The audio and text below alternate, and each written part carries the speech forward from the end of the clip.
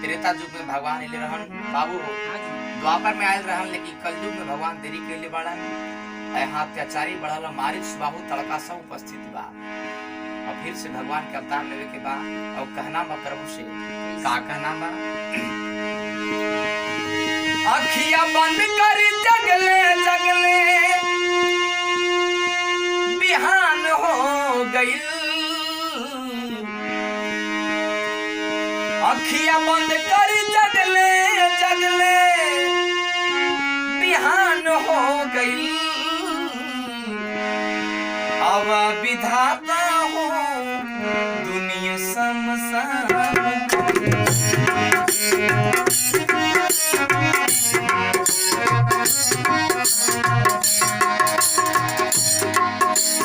परवरदिगार परमात्मा भगवान श्री गॉड अल्लाह से का नाम बा, अपना तेरी कहाँ होता सरकार।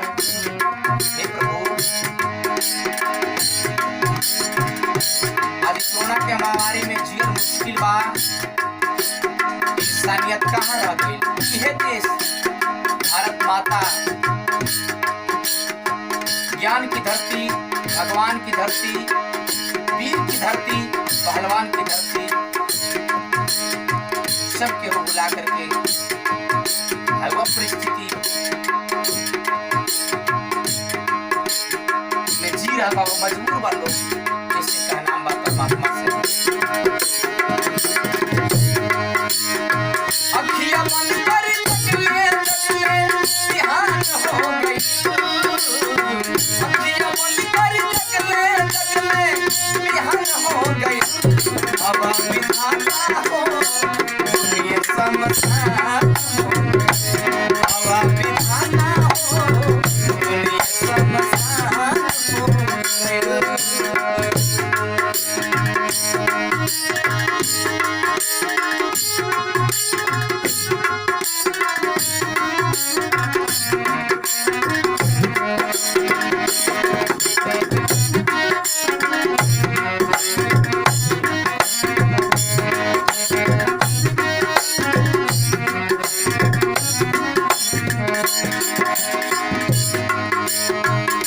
त्रेता में अइला प्रभु, द्वापर में अइला, द्वापर में अइला।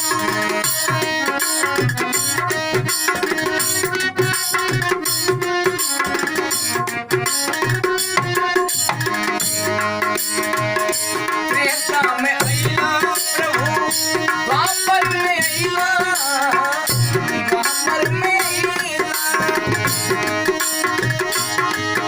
अरे कलयुग होठ सुगावा में देरी कहाँ कइला।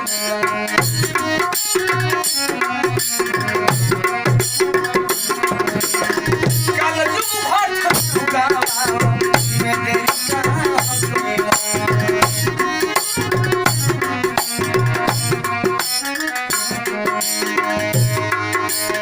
फिर से राक्षस राज के हवा, हे प्रभु मारिच बाहु ताड़का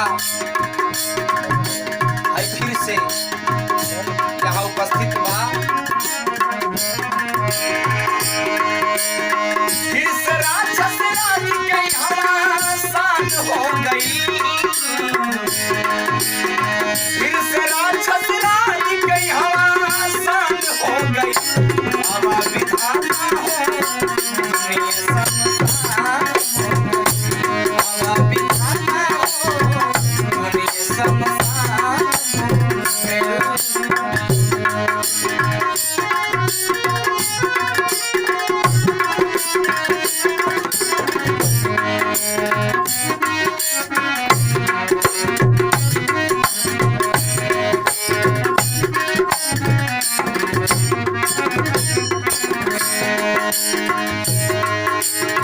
इंसान खातिर जेल बा,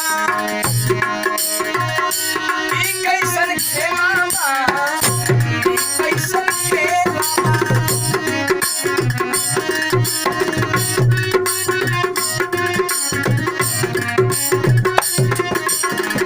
इंसान खातिर जेल बा, ई कैसन खेला बा। पापी जन जाल खातिर खातिर ताजमहल लाल किला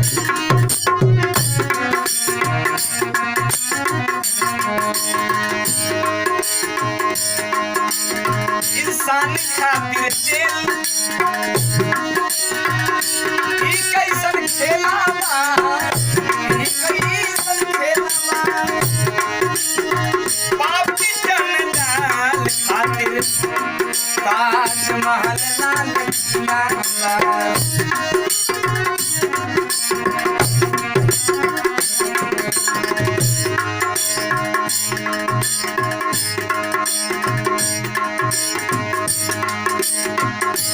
सहारा मीन गुमान न टूटी अभिमान हो गई सहारा मीन गुमान न टूटी अभिमान हो गई अब विधाता हो दुनिया समसान अब विधाता हो दुनिया समसान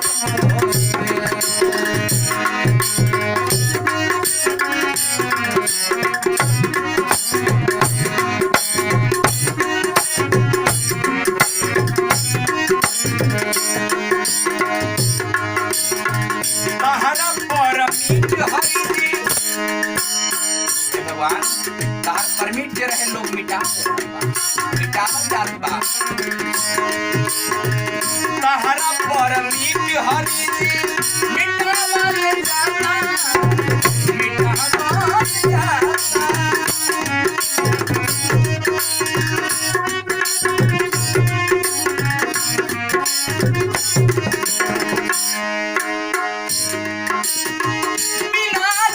राज कहिया मौत दी हल जाता बिना ही मौत कहिया मौत करल जाता